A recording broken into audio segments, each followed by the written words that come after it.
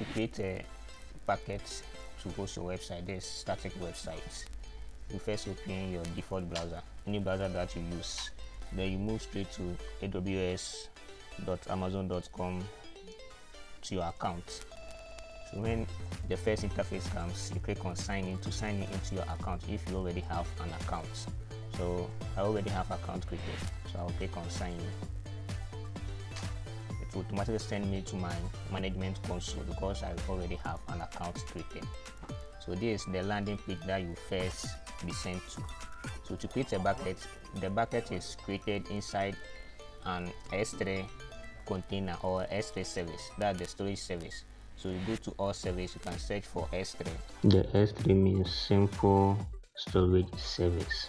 So once you are inside, you click on create bucket.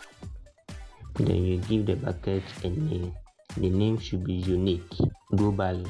So if anyone using AWS account already have that name as a bucket name, you cannot assign to your bucket.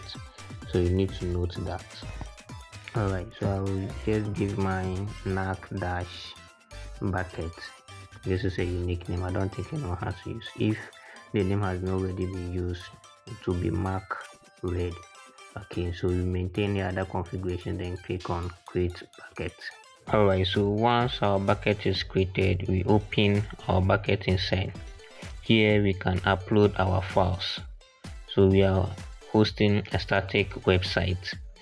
So just go to upload, and we upload the files, the necessary files, the HTML files. If you have Java files, JavaScript files, you add those files too. So mine is inside the folder, so just click on add folder. So there's a folder called test, that's where all my HTML files is and other necessary folders is. So I will upload the test. Once you select the folder, go down, you can see you have upload there. Just click on the upload, wait for some time. Once upload is successfully done, you can navigate back to our bucket and check if all the files has been successfully uploaded. So we can see we have all our files here. When we go inside the index.html, we can try and see if we can access it and see what will happen. We need to get access denied because some of the configurations are not yet done. So get yes, access denied. So we need to do some configuration like the AC access control list and public access.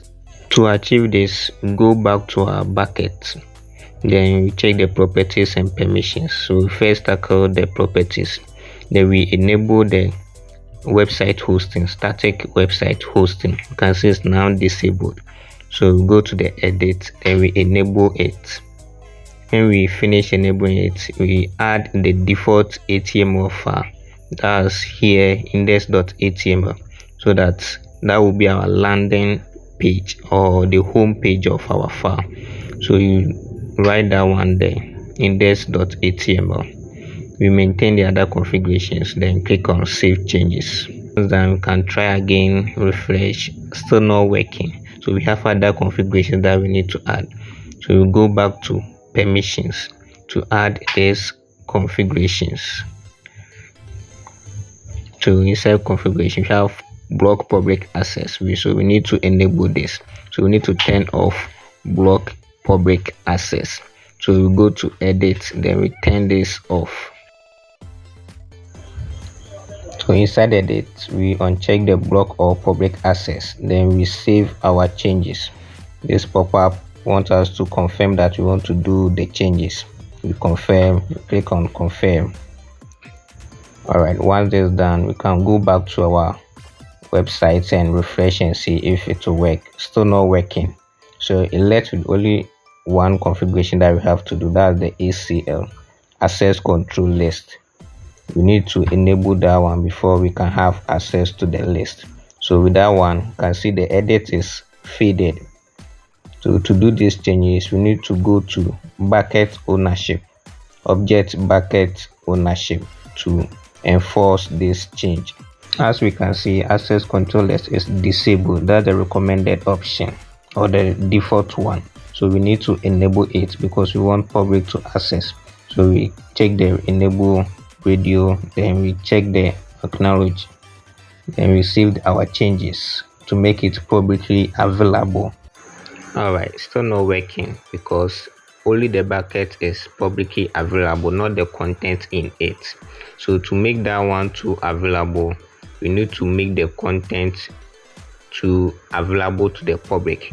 So we open inside our folder, we select all the content inside the folder, then we go to action. And the action, you can see we have make public using ACL. So all the files are to be made public. So we select that one, then we make it public. Now our website should work fine. So let's go back to our website and refresh and see. Yeah, the website is now working perfectly. That's it. Thanks for watching. See you in the next video. Bye.